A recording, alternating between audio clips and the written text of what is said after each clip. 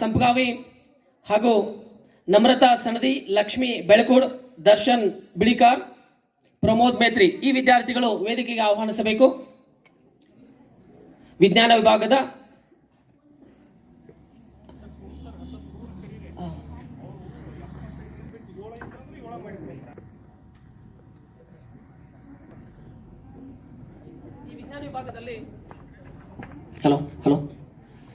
ವಿಜ್ಞಾನ ವಿಭಾಗದ ವಿದ್ಯಾರ್ಥಿಗಳು ವೇದಿಕೆ ಮುಂಭಾಗದಲ್ಲಿ ಬರಬೇಕು. ಸೆಕೆಂಡ್ PU ಸ್ಟೂಡೆಂಟ್ಸ್,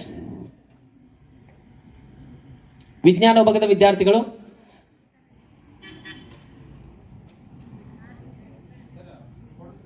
ಅದರ ಈ ಒಂದು ಸವಿ ನೆನಪಿನ ಕಾಣಿಕೆಯನ್ನ ಈ ಒಂದು ಕಾರ್ಯಕ್ರಮದ ಅಧ್ಯಕ್ಷ ಸ್ಥಾನವನ್ನು ಅಲಂಕರಿಸಿರುವಂಥ ಕೆಂಚಗೌಡ ಸರ್ ಹಾಗೂ ವೇದಿಕೆ ಮೇಲೆ ಆಸೀನಂತ ಎಲ್ಲ ಅತಿಥಿ ಮಹರು ಪಾಲ್ಗೊಳ್ಳಬೇಕು. ಹಾಗೆ ಮುಂದಿನದಾಗಿ ವಿಜ್ಞಾನ ವಿದ್ಯಾರ್ಥಿಗಳು ಯಾರಾದರೂ ಇದ್ರೆ ಬರಬೇಕು. ಅದೇ ತನಗೆ ವಾಣಿಜ್ಯ ವಿಭಾಗದ ವಿದ್ಯಾರ್ಥಿಗಳು ಕೂಡ ವೇದಿಕೆ ಮುಂಭಾಗದಲ್ಲಿ ಬರಬೇಕು. ಮೊನ್ನೆ ರಿಸಲ್ಟ್ ಬಂದಂತ ವಿದ್ಯಾರ್ಥಿಗಳು, ವಿಜ್ಞಾನ ಹಾಗೂ ವಾಣಿಜ್ಯ ವಿಭಾಗದ ವಿದ್ಯಾರ್ಥಿಗಳು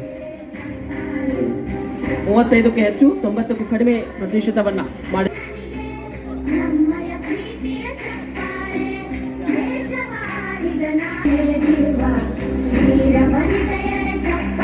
ಈ ಕಾರ್ಯಕ್ರಮಕ್ಕೆ ಆಗಮಿಸಿದಂತ ನನ್ನೆಲ್ಲ ಪಾಲಕ ಬಂಧುಗಳು,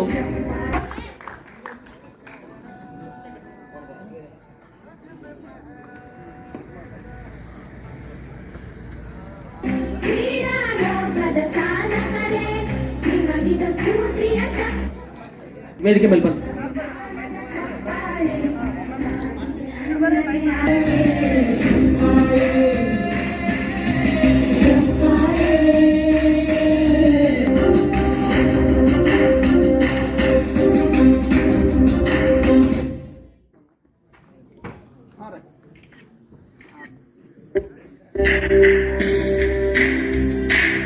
ಇವರು ಕೂಡ ಉಪನ್ಯಾಸಕರು ಕೂಡ ಸಾಕಷ್ಟು ಪ್ರಯತ್ನವನ್ನು ಮಾಡಿ ಮಕ್ಕಳಿಗೆ ವೈಯಕ್ತಿಕವಾಗಿ ಕಾಳಜಿಯನ್ನು ತೋರಿಸಿ ಅವರಿಗೆ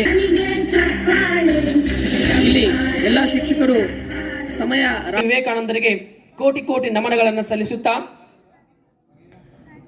ಪ್ರಣಮ್ಯ ಎಜುಕೇಶನ್ ಫೌಂಡೇಶನ್ ಮತ್ತು ಅಥರ್ವ ವಾಣಿಜ್ಯ ಮತ್ತು ವಿಜ್ಞಾನ ಮಹಾವಿದ್ಯಾಲಯ ನಾಗನೂರು ಇವುಗಳ ಸಂಯುಕ್ತ ಆಶ್ರಯದಲ್ಲಿ ಹಮ್ಮಿಕೊಳ್ಳಲಾದ ಅಥರ್ವ ದಿಗ್ವಿಜಯ 2024ರ ಸಾಧನೆಯ ಸಂಭ್ರಮಕ್ಕೆ ತಮ್ಮನ್ನೆಲ್ಲ ಮತ್ತೊಮ್ಮೆ ಹೃದಯ ತುಂಬಿ ಸ್ವಾಗತಿಸುತ್ತೇನೆ.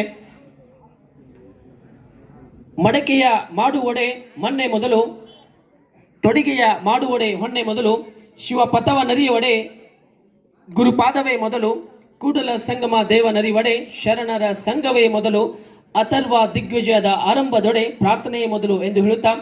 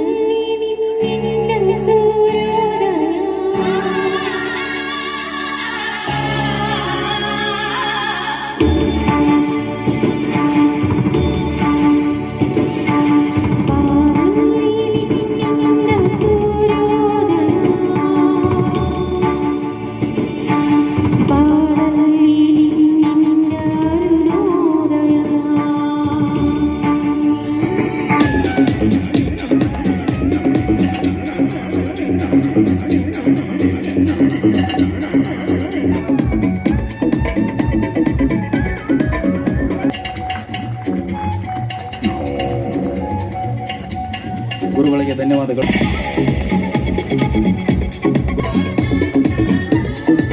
ಗುರುಗಳಿಗೆ ತಟ್ಟಬೇಕು. ವಿದ್ಯಾರ್ಥಿಗಳು ಹೃದಯದ ಧನ್ಯವಾದಗಳು.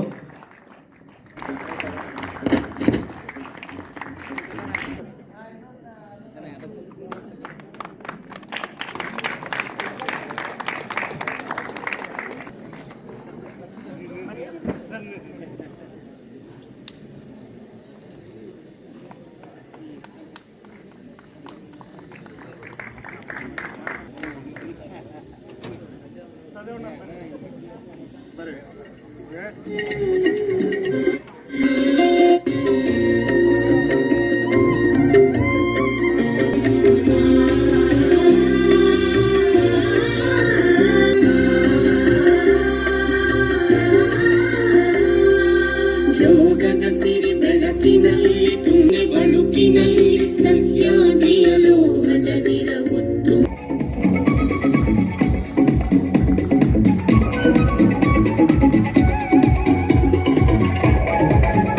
ವಿದ್ಯಾರ್ಥಿಗಳು ಪರೀಕ್ಷೆಯನ್ನು ಎದುರಿಸಿದ್ರು. ಇದರಲ್ಲಿ ಎಲ್ಲರೂ ತೇರ್ಗಡೆಯಾಗಿದ್ದಾರೆ. ಹಾಗಾಗಿ ಕಾಲೇಜಿನ ಫಲಿತಾಂಶ ಶೇಕಡಾವಾರು 100% ಇದೆ ಅಂತ ಹೇಳಲಿಕ್ಕೆ ತುಂಬ ಹರ್ಷವೆನಿಸುತ್ತದೆ. ಬರ್ನಾರ್ಡ್ ಶಾ ಅವರು ಹೇಳಿರ್ತಕ್ಕಂಥ ಒಂದು ಮಾತಿಲ್ಲಿ ನೆನಪಾಗ್ತದೆ. ಏನಪ್ಪ ಅಂತಂದ್ರೆ, work hard in silence, let your success makes noise ಅಂತಾರಲ್ಲ. ಹಾಗೆ 4 ವರ್ಷ ನಾವೆಲ್ಲರೂ ಸೈಲೆಂಟಾಗಿ ವರ್ಕ್ ಮಾಡಿದ್ದೀವಿ. ಅದರ ಫಲಿತಾಂಶವನ್ನು ಈ ಸಮಾರಂಭದ ಮೂಲಕವಾಗಿರ್ಬೋದು ಅಥವಾ ಈ 2 ದಿನದಲ್ಲಿ ಸುತ್ತಮುತ್ತ ಇರ್ತಕ್ಕಂಥ ಎಲ್ಲ ಹಳ್ಳಿಗಳಲ್ಲಿ ಅಥವಾ ಎಲ್ಲ ಪಟ್ಟಣಗಳಲ್ಲಿ ನಮ್ಮ ಕಾಲೇಜಿನ ಫಲಿತಾಂಶದೇ ಒಂದು ರೀತಿ ಸುದ್ದಿ ಅಂತಂದ್ರೂ ತಪ್ಪಾಗಲಿಕ್ಕಿಲ್ಲ. ಈ 140 ಜನ ವಿದ್ಯಾರ್ಥಿಗಳಲ್ಲಿ ಒಂದು ರೀತಿ ರಿಮಾರ್ಕೇಬಲ್ ಅಚೀವ್ಮೆಂಟ್ ಏನಪ್ಪ ಅಂತಂದರೆ, ಸುಮಾರು 36 ಜನ ವಿದ್ಯಾರ್ಥಿಗಳು ಶೇಕಡಾ 90ಕ್ಕಿಂತ ಹೆಚ್ಚಿಗೆ ಅಂಕವನ್ನು ಪಡೆದಿದ್ದಾರೆ. ಅದರಲ್ಲಿ ವಾಣಿಜ್ಯ ವಿಭಾಗದಿಂದ 11 ವಿದ್ಯಾರ್ಥಿಗಳು, ಪರೀಕ್ಷೆ ಎದುರಿಸಿರ್ತಕ್ಕಂಥ ವಿದ್ಯಾರ್ಥಿಗಳು 42, ಅದರಲ್ಲಿ 11 ಜನ ವಿದ್ಯಾರ್ಥಿಗಳು ಶೇಕಡಾ 90ಕ್ಕಿಂತ ಹೆಚ್ಚಿಗೆ ಅಂಕಗಳನ್ನು ಪಡೆದಿದ್ದಾರೆ. ಅದೇ ರೀತಿ ವಿಜ್ಞಾನ ವಿಭಾಗದಿಂದ 98 ವಿದ್ಯಾರ್ಥಿಗಳು ಪರೀಕ್ಷೆಯನ್ನು ಎದುರಿಸಿದ್ರು. ಅದರಲ್ಲಿ 25 ಜನ ಶೇಕಡಾ 90ಕ್ಕಿಂತ ಹೆಚ್ಚಿಗೆ ಅಂಕಗಳನ್ನು ಪಡೆದಿದ್ದಾರೆ. ಅದೇ ರೀತಿ ಡಿಸ್ಟಿಂಕ್ಷನ್ ಕ್ಯಾಟಗರಿಗೆ ಬಂದರೆ 85+% ನಾವು ಕನ್ಸಿಡರ್ ಮಾಡಿದರೆ ಪರೀಕ್ಷೆ ಬರೆದಿರ್ತಕ್ಕಂಥ ಒಟ್ಟು 140 ವಿದ್ಯಾರ್ಥಿಗಳಲ್ಲಿ 52 ವಿದ್ಯಾರ್ಥಿಗಳು ಶೇಕಡಾ 85ಕ್ಕಿಂತ ಹೆಚ್ಚಿಗೆ ಅಂಕಗಳನ್ನು ಪಡೆದು ತೇರ್ಗಡೆಯಾಗಿರುತ್ತಾರೆ. 80+% ನಾವು ಕನ್ಸಿಡರ್ ಮಾಡಿದರೆ out of 140 students 75 students have scored more than 80%. Means out of 140 students more than 50% of the students have scored more than 80%. ಮಾತಾಡೋದ್ರಿಂದ ಮನಿ ಕಟ್ಲಿಕ್ಕೆ ಆಗೋದಿಲ್ಲ, ಮಂತ್ರದಿಂದ ಮಾವಿನಕಾಯಿನೂ ಉದ್ರಕ್ಕಾಗೋದಿಲ್ಲ ಅಂತ. ಬಟ್ ಇವತ್ತು ಮಾವಿನಕಾಯಿನೂ ಉದ್ರದ ಮಾತಾಡಿದ್ದಕ್ಕೆ ಶಕ್ತಿಯಾಗಿ ನಮ್ಮ ಮಕ್ಕಳು ಒಳ್ಳೆ ರಿಸಲ್ಟ್ ಅನ್ನೋ ತಂದು ಕೊಟ್ಟಿದ್ದಾರೆ. ಈ ಕ್ಷಣದಲ್ಲಿ ಒಂದು ಭಾವನಾತ್ಮಕ ಸನ್ನಿವೇಶ ನೆನಪಾಗುತ್ತೆ ನನಗೆ ಮಹಾಭಾರತದ್ದು. ನಾನು ಹೆಚ್ಚಾಗಿ ಮಹಾಭಾರತ ನೋಡ್ತೀನಿ. ಭೀಷ್ಮ ಪಿತಾಮಹರು ವಿಚಿತ್ರವರ್ಯನ ಸಾವಾಗಿರುತ್ತೆ. ವಿಚಿತ್ರವರ್ಯನ ಸಾವಾದಾಗ ಭೀಷ್ಮ ಪಿತಾಮಹರು ಬಹಳ ದುಃಖದಲ್ಲಿರ್ತಾರೆ. ತಾಯಿ ಗಂಗಾ ಮಾತೆ ಎದುರಿಗೆ ನಿಂತು, ನನ್ನ ಜೀವನದಲ್ಲಿ ಯಾವತ್ತು ಸಂತೋಷದ ಗಳಿಗೆ ಬರುತ್ತೆ ಅಂತ ಕೇಳ್ತಾರೆ. ಗಂಗಾ ಮಾತೆ ಒಂದು ಮಾತು ಹೇಳ್ತಾಳೆ, ಹಸ್ತಿನಾಪುರದ ಸಿಂಹಾಸನದ ಮೇಲೆ ಯಾವತ್ತು ಧರ್ಮ ಮತ್ತು ಸಾಮರ್ಥ್ಯ ಸೇರುತ್ತೋ ಅವತ್ತು ನಿನ್ನ ಮುಖದಲ್ಲಿ ಸಂತೋಷ ಮೂಡುತ್ತೆ ಅಂತ. ಕಳೆದ ಬಾರಿ ರಿಸಲ್ಟ್ನಿಂದ ಒಂದಿಷ್ಟು ಡಿಸಪಾಯಿಂಟ್ ಆಗಿದ್ವಿ. ನಾವು ಒಳ್ಳೆ ರಿಸಲ್ಟನ್ನು ಎಕ್ಸ್ಪೆಕ್ಟ್ ಮಾಡಿದ್ವಿ. ನಮ್ಮ ಶಿಕ್ಷಕರು, ಉಪನ್ಯಾಸಕರು ಒಳ್ಳೆ ಶ್ರಮ ಹಾಕಿದ್ರು. ಆ ಎಕ್ಸ್ಪೆಕ್ಟೇಷನ್ ಫೇಲ್ ಆಗಿತ್ತು. ಮನಸ್ಸಿಗೆ ಒಂಥರ ಸಮಾಧಾನ ಇದ್ದಿದ್ದಿಲ್ಲ. ಬಟ್ ಇವತ್ತು ಹಸ್ತಿನಾಪುರದಂತೆ ಅಥರ್ವ ಕಾಲೇಜ್ನಲ್ಲೂ ಸಹಿತ ಧರ್ಮ ಮತ್ತು ಸಾಮರ್ಥ್ಯ ಎರಡೂ ಒಂದಾಗಿವೆ. ಒಳ್ಳೆ ರಿಸಲ್ಟ್ ಬಂದಿದೆ. ಯಾಕಂದರೆ ನಾನು ಇದನ್ನು ಯಾಕೆ ಹೋಲಿಸ್ತೀನಿ ಅಂದರೆ, ಒಂದು ಧರ್ಮ ಇತ್ತು ನಮ್ಮಲ್ಲಿ, ಒಂದು ಪ್ರಾಮಾಣಿಕ ಪ್ರಯತ್ನವನ್ನು, ನಮ್ಮ ಶಿಕ್ಷಕರ ಪ್ರಾಮಾಣಿಕ ಪ್ರಯತ್ನ ಮತ್ತು ನಮ್ಮ ವಿದ್ಯಾರ್ಥಿಗಳ ಪ್ರಾಮಾಣಿಕ ಪ್ರಯತ್ನ ಮತ್ತು ಸಮರ್ಪಣಾ ಮನೋಭಾವವನ್ನು ನಾನು ಇದನ್ನು ಧರ್ಮಕ್ಕೆ ಹೋಲಿಸ್ತೀನಿ. ಆಮೇಲೆ ನಮ್ಮ ಶಿಕ್ಷಕರಲ್ಲಿಯ ಕಲಿಸುವ ಸಾಮರ್ಥ್ಯ ಮತ್ತು ನಮ್ಮ ಮಕ್ಕಳಲ್ಲಿಯ ಕಲಿಕೆಯ ಸಾಮರ್ಥ್ಯವನ್ನು ಸಹಿತ ನಾನು ಆ ಸಾಮರ್ಥ್ಯಕ್ಕೆ ಹೋಲಿಸಿ ಇವತ್ತು ಧರ್ಮ ಮತ್ತು ಸಾಮರ್ಥ್ಯ ಎರಡೂ ಅಥರ್ವ ಕಾಲೇಜಿನಲ್ಲಿ ಗೆದ್ದಿವೆ.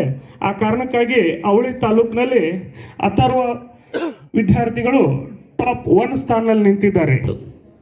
ಇವತ್ತು ಅದ್ಭುತವಾದಂಥ ರಿಸಲ್ಟನ್ನು ಈ ವರ್ಷ ನಮ್ಮ ಕರ್ನಾಟಕ ರಾಜ್ಯದಲ್ಲಿ ಇವತ್ತು ಪರಿಣಾಮ ಬೀರಿದ್ದನ್ನು ನಾವು ಗಮನಿಸಬಹುದು. ಈಗಾಗಲೇ ಪ್ರಾರಂಭದಲ್ಲಿ ಶ್ರೀ ಸಂತೋಷ್ ಅವರು ನಮ್ಮ ಈ ಒಂದು ಅಥರ್ವ ಶಾಲೆಯ ರಿಸಲ್ಟ್ ಬಗ್ಗೆ ಓದುವಾಗ ನಾನು ಒಂದಿಷ್ಟು ಪಾಯಿಂಟ್ಗಳನ್ನು ಮಾಡ್ಕೊಂಡೆ. ಅವರು ಈ ಒಂದು ಶಾಲೆಯಲ್ಲಿ ಇವತ್ತು ನಾವು ವೇದಿಕೆ ಮೇಲೆ ನೋಡ್ತಾ ಇದ್ದೀವಿ, ಇಲ್ಲಿ ಭಾಳ ಅದ್ಭುತವಾದಂಥ ಬೋರ್ಡು, ಎಲ್ಲ ವಿದ್ಯಾರ್ಥಿಗಳು 90 ಮೇಲೆ ಅಂಕಗಳನ್ನು ಪಡ್ಕೊಂಡಿದ್ದಾರೆ. ಭಾಳ ಅದ್ಭುತವಾದಂಥ ಸಾಧನೆಯನ್ನು ಅಥರ್ವ ಶಾಲೆಯವರು ಮಾಡಿದ್ದಾರೆ, ಕಾಲೇಜವರು ಮಾಡಿದ್ದಾರೆ. ಇದು ನಿಜವಾಗಿಯೂ ಈ ಗ್ರಾಮೀಣ ಭಾಗದಲ್ಲಿರುವಂಥ ಒಂದು ಅದ್ಭುತವಾದಂಥ ಒಂದು ಸಾಧನೆ ಅಂತಲೇ ಹೇಳಬೇಕಾಗ್ತದೆ. 95.22 ಈ ರೀತಿ ಅಂಕಗಳನ್ನು ಪಡೆದಿದ್ದು ಬಹಳ ವಿಶೇಷವಾದದ್ದು.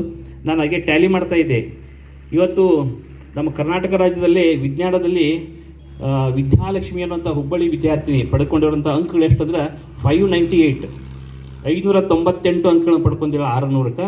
ಆದರೆ ನಿಮ್ಮ ವಿದ್ಯಾರ್ಥಿ ಪಡ್ಕೊಂಡಿದ್ದು 582. ಆ ವಿದ್ಯಾರ್ಥಿ ಮತ್ತು ನಿಮ್ಮ ವಿದ್ಯಾರ್ಥಿಗೆ ಫರಕ್ ಇರುವಂಥದ್ದು, ವ್ಯತ್ಯಾಸ ಇರುವುದು 16 ಅಂಕಗಳು. ಅಂದ್ರೆ ಇನ್ನೊಂದಿಷ್ಟು ಪ್ರಯತ್ನ ಮಾಡಿದ್ರೆ ನಮ್ಮ ಈಗಾಗಲೇ ಜಂಬಿ ಸರ್ ಹೇಳಿದ್ರಲ್ಲ, ನಾವು ಇನ್ನೊಂದು ತುಸು ವರ್ಷಕ್ಕನ ಆ ಸಾಧನೆಯನ್ನು ಮಾಡ್ತೀವತ್ತ ಅಂತ ಹೇಳಲಿಕ್ಕೆ ಇದು ಒಂದು ಆಧಾರ ಆಗ್ಬೋದು ಅಂತ ಅನ್ಸುತ್ತೆ. 16 ಅಂಕಗಳೇನು ಭಾಳ ಏನು ವ್ಯತ್ಯಾಸ ಅಲ್ಲ, ಭಾಳ ಹತ್ತಿರ ಬಂದಿದ್ದೀರಿ ನೀವು. 4 ವರ್ಷಗಳ ಒಳಗೊಳಗೆ 12 ವಿದ್ಯಾರ್ಥಿಗಳಿದ್ದವರು ಇವತ್ತು 310 ವಿದ್ಯಾರ್ಥಿಗಳಿದ್ದಾರೆ. ಹಾಗೆ ಕೇವಲ ಬಹಳ ಅತ್ಯಂತ ಇವತ್ತು ಇಡೀ ನಮ್ಮ ರಾಜ್ಯದಲ್ಲೇ ರ್ಯಾಂಕ್ ಪಡೆದಂಥ ಅಂಕಗಳ ಸಮಸಮವಾಗಿ ನೀವು ಬರಲಿಕ್ಕತ್ತಿದ್ದೀರಿ. ಅದು ಗ್ರಾಮೀಣ ಭಾಗದಲ್ಲಿರುವಂಥ ಒಂದು ಸಂಸ್ಥೆ. ಇದು ನೋಡಿ ಬಹಳ ಖುಷಿ ಪಡುವಂಥ ಸಂಗತಿ. ಹಾಗೆ ವಾಣಿಜ್ಯದಲ್ಲಿ ನಾನು ಟ್ಯಾಲಿ ಮಾಡಿದೆ. ವಾಣಿಜ್ಯದಲ್ಲಿ ತುಮಕೂರದ ವಿದ್ಯಾರ್ಥಿನಿ ಜ್ಞಾನಿವಿ ಅನ್ನುವಂಥದ್ದು ವಿದ್ಯಾರ್ಥಿ ಪಡೆದುಕೊಂಡಂಥ ಅಂಕಗಳು ಎಷ್ಟಂದ್ರೆ 597 ಅಂಕಗಳನ್ನು ಪಡ್ಕೊಂಡಿದ್ದಾಳೆ 600ಕ್ಕೆ. ಆದರೆ ನಿಮ್ಮ ವಿದ್ಯಾರ್ಥಿ ಪಡ್ಕೊಂಡಿದ್ದು 582. ಅಲ್ಲಿ ಎಷ್ಟು ವ್ಯತ್ಯಾಸ ಅಂದರೆ 15 ಅಂಕಗಳ ವ್ಯತ್ಯಾಸ. ಇನ್ನೂ ಒಂದು ಅಂಕಕ್ಕೆ ಕೆಳಗೆ ಬಂದ್ರಿ ಮತ್ತೆ ನೀವು. ಅಂದ್ರೆ ಭಾಳ ವ್ಯತ್ಯಾಸ ಭಾಳ ಕಡಿಮೆ ಆಗ್ತಾ ಇದೆ. ಅಂದ್ರೆ ನೀವೇನು ಕೆಲವೇ ವರ್ಷಗಳಲ್ಲಿ ಆ ಒಂದು ಅದ್ಭುತವಾದಂಥ ಸಾಧನೆ ಮಾಡುವಂಥ ಒಂದು ಇಚ್ಛಾವನ್ನು ಹೊಂದಿದ್ದೀರಲ್ಲ, ಅದು ಖಂಡಿತವಾಗಿಯೂ ಬಹುಶಃ ಇದೆಲ್ಲ ನೋಡಿದಾಗ ನನಗೆ ಅನ್ನಿಸ್ತದ ನೀವು ಖಂಡಿತವಾಗಿ ಸಾಧನೆಯನ್ನು ಮಾಡ್ತೀರಿ ಅನ್ನೋಂಥದ್ದು ವಿಶ್ವಾಸ ನಮಗದ. ಅದಕ್ಕೆ ಇಲ್ಲಿ ನಿಜವಾಗಿಯೂ ಈ ಒಂದು ನಾವು ಬಂದಿದ್ದು ಇವತ್ತು ಫಸ್ಟ್ ಟೈಮ್ ಇವತ್ತು ನಾಗನೂರದಲ್ಲಿ ಇಂಥದ್ದೊಂದು ಕಾಲೇಜ್ ಈ ರೀತಿ ಕೆಲಸ ಮಾಡ್ತದೆ ಅನ್ನೋದನ್ನು ಇವತ್ತು ಇಲ್ಲಿ ವೇದಿಕೆ ಮೇಲೆ ಕುಳಿತಾಗ ನಮಗೆ ಗೊತ್ತಾಯಿತು. ಇಲ್ಲಿ ರಿಸಲ್ಟ್ ಆಗಿರ್ಬೋದು. ನಾವು ಇವತ್ತು ನಮ್ಮ ನಾಗನೂರದ ಈ ಒಂದು ಶಾಲೆಯ ರಿಸಲ್ಟವನ್ನು ನಾವು ಪತ್ರಿಕೆಯಲ್ಲಿ ಹಾಕಿದ್ದೀವಿ. 100ಕ್ಕೂ 100% ಆಗಿದೆ ಇವತ್ತು. ನಾಗನೂರದು ಕಾಲೇಜದು ಅಥರ್ವ ಕಾಲೇಜದು 100ಕ್ಕೆ 100 ಅಂಕಗಳನ್ನು ಪಡೆದುಕೊಂಡದ್ದು. ಬಹುಶಃ ನಾವು ಈ ಭಾಗದಲ್ಲಿ ಗೋಕಾಕ್ ತಾಲೂಕು ಆಗಿರ್ಬೋದು, ಮೂಡಲಿ ತಾಲೂಕದಲ್ಲಿ ಇದು ಬಹುಶಃ ನನಗೆ ಅನಿಸಿದ 100ಕ್ಕೆ 100 ಅಂಕಗಳನ್ನು ಪಡ್ಕೊಂಡಂಥದ್ದು ಬಹಳ ಕಡಿಮೆ ಕಾಲೇಜಲ್ಲಿ ಇದು ಸಹ ಮೊದಲೇದು ಅಂತ ನಂತರ ಖುಷಿ ಪಡುವಂಥದ್ದು. ನಾವೆಲ್ಲ ಪತ್ರಿಕೆಯಲ್ಲಿ ಇವತ್ತು ಹಾಕಿದ್ವಿ. ಇವತ್ತು ಬಂದಂಥ ಪತ್ರಗಳು ಎಲ್ಲ ಬಂದಿದ್ದಾರೆ ಇಲ್ಲಿ. ಅದಕ್ಕೆ ಆ ಹಿನ್ನೆಲೆಯಲ್ಲಿ ಇದು ನಾಗನೂರದ ಒಂದು ಕಾಲೇಜು ಭಾಳ ಒಂದು ಅದ್ಭುತವಾದಂಥ ಕಾರ್ಯವನ್ನು ಮಾಡಿದೆ ಅಂತ ಈ ಸಂದರ್ಭದಲ್ಲಿ ಹೇಳಿಕೊಳ್ಳುತ್ತಾ, ಅದಕ್ಕೆ ಈಗ ನಾನೇನು ಹೆಚ್ಚಿಗೆ ಮಾತನಾಡೋದಿಲ್ಲ. ಭಾಳ ಒಂದು ಗ್ರಾಮೀಣ ಭಾಗದಲ್ಲಿರುವಂಥ ಒಂದು ಕಾಲೇಜು ಇವತ್ತು ಒಂದು ಸಾಧನೆಯನ್ನು ಮಾಡಲಿಕ್ಕತ್ತದ, ಖಂಡಿತವಾಗಿ ಮಾಡ್ತದೆ ಅನ್ನುವಂಥದ್ದು ಈ ಸಂದರ್ಭದಲ್ಲಿ ನಾನು ಹೇಳಿಕೊಳ್ಳುತ್ತಾ, ಹಾಗೆ ವಿದ್ಯಾರ್ಥಿಗಳಿಗೆ ಒಂದು ವಿಶೇಷ ಅಂದರೆ ಆಫ್ಟರ್ PUC ವಾಟ್ ನೆಕ್ಸ್ಟ್ ಅನ್ನುವಂಥದ್ದು ಬರ್ತದೆ. ಯಾಕಂದರೆ ವಿದ್ಯಾರ್ಥಿಗಳ ಜೀವನದಲ್ಲಿ ಕೆಲವು ಹಂತಗಳದಾವೆ. ಒಂದು ಪ್ರಾಥಮಿಕ ಹಂತ ಇರ್ಬೋದು, ಪ್ರೌಢಶಾಲೆ ಹಂತ ಇರ್ಬೋದು, ಹಾಗೆ ಈ ಪದವಿ ಪೂರ್ವ ಹಂತ. ಪದವಿ ಪೂರ್ವ SSLC ಅನ್ನುವಂಥದ್ದು ಭಾಳ ಟರ್ನಿಂಗ್ ಪಾಯಿಂಟ್ ಅಂತ ಹೇಳ್ತಾರೆ. SSLC ಆದಮೇಲೆ ನೀವು ಏನು ಮಾಡ್ತೀರಿ, ಆರ್ಟ್ಸ್ ಹೋಗ್ತಿರೋ ಅಥವಾ ಕಾಮರ್ಸ್ ಹೋಗ್ತಿರೋ ಅಥವಾ ವಾಣಿಜ್ಯ ಅಥವಾ ಸೈನ್ಸ್ ಹೋಗ್ತಿರೋ ಅನ್ನೋಂಥ ಪ್ರಶ್ನೆ ಇರ್ತದೆ. ಈಗಾಗಲೇ ನೀವು ಕೆಲವರು ಈ ಕಾಲೇಜಲ್ಲಿ ಸೈನ್ಸ್ ಇರೋದ್ರಿಂದ ಮತ್ತು ಕಾಮರ್ಸ್ ಇರೋದ್ರಿಂದ ಈಗ ಸೈನ್ಸು ಮತ್ತು ಕಾಮರ್ಸನ್ನು ಆಯ್ಕೆ ಮಾಡಿಕೊಂಡು ತಾವೀಗ ಪ್ರವೇಶ ಪಡ್ಕೊಂಡು ಒಂದು ಹಂತಕ್ಕೆ ಬಂದು ಬಿಟ್ಟಿದ್ರಿ. ಈಗ PUC ಸೆಕೆಂಡ್ ಇಯರ್ನೂ ಸಹ ಮುಗಿಸಿದಿರಿ. ಭಾಳ ಪ್ರಮುಖವಾದಂಥ ಹಂತನ್ನು ಪ್ರವೇಶ ಮಾಡಿದಿರಿ. ಆದರೆ ಇನ್ನೂ ನೀವು ಗುರಿ ಮುಟ್ಟಿಲ್ಲ. ಇನ್ನು ಮೇಲೆ ಅದ ನಿಮ್ಮದು. ಇನ್ನು ಮೇಲೆ PUC ಆದಮೇಲೆ ವಾಟ್ ನೆಕ್ಸ್ಟ್ ಅನ್ನುವಂಥದ್ದು ಪ್ರಶ್ನೆ ಬರ್ತದೆ. ಇಲ್ಲಿವರೆಗೆ ಮಾಡಿದ್ದು ಒಂದು ಸಾಧನೆ, ಇನ್ನು ಮೇಲೆ ಮಾಡುವಂಥದ್ದು ಬಹಳ ಸಾಧನೆ ಅದ. ಅದಕ್ಕೆ ಆ ಹಿನ್ನೆಲೆಯಲ್ಲಿ ಬಹುಶಃ ಇಲ್ಲಿ ಪಾಲಕರು ಬಂದಿದ್ದಾರೆ. SSLC ಮಗಳು ಬಂದಾಗ ವಿದ್ಯಾರ್ಥಿಗಳಿಗಿಂತ ಆ ಪಾಲಕರಿಗೆ ಹೆಚ್ಚು ಚಿಂತೆ ಇರ್ತದೆ. ಯಾಕಿರ್ತದೆ ಅಂದರೆ ನನ್ನ ಮಗಳು ಯಾವುದು ಪರೀಕ್ಷೆಗೆ ಮುಂದೆ ಏನು ಮಾಡಬೇಕು ಅವ್ರನ್ನ. ಕೆಲವರು ಭಾಳಷ್ಟು ಕನಸು ಕಾಣ್ತಿರ್ತಾರೆ. ಇಲ್ಲ ನನ್ನ ಮಗಳು ಡಾಕ್ಟರ್ ಆಗಬೇಕಂತ ಕೆಲವರು ಕನಸು ಕಾಣ್ತಿರ್ತಾರೆ. ಯಾಕಂದ್ರೆ ಭಾಳಷ್ಟು ಬೇರೆ ಬೇರೆ ಅವಕಾಶಗಳಿದಾವ. ಆದರೆ ವೈದ್ಯಕೀಯ ರಂಗಕ್ಕೆ ಹೋಗಬೇಕನ್ನುವಂಥದ್ದು ಸಾಕಷ್ಟು ಪಾಲಕರ ಒಂದು ವಿಚಾರ ಇರ್ತದೆ, ಅವರದೇ ಆದಂಥ ಒಂದು ಆಶೆ ಇರ್ತದೆ. ಆ ಹಿನ್ನೆಲೆಯಲ್ಲಿ ನಾವಿವತ್ತು ವಿಜ್ಞಾನದಲ್ಲಿ ಸಾಕಷ್ಟು ಅವಕಾಶಗಳಿದಾವೆ. ನಾವಿವತ್ತು ಮಾದಗೌಡ ಸರ್ ಅದಾರ ಇವತ್ತಿಲ್ಲಿ. ಯಾಕಂದ್ರೆ ಅವರು MSc ಮಾಡ್ಕೊಂಡವರು. ಒಂದು ಕಾಲದಲ್ಲಿ MScಗೆ ಭಾಳಷ್ಟು ಬೇಡಿಕೆ ಇತ್ತು. ಇವತ್ತು ಸಹ ಜನರಲ್ ಸೈನ್ಸ್ಗೂ ಭಾಳಷ್ಟು ಬೇಡಿಕೆ ಅದ.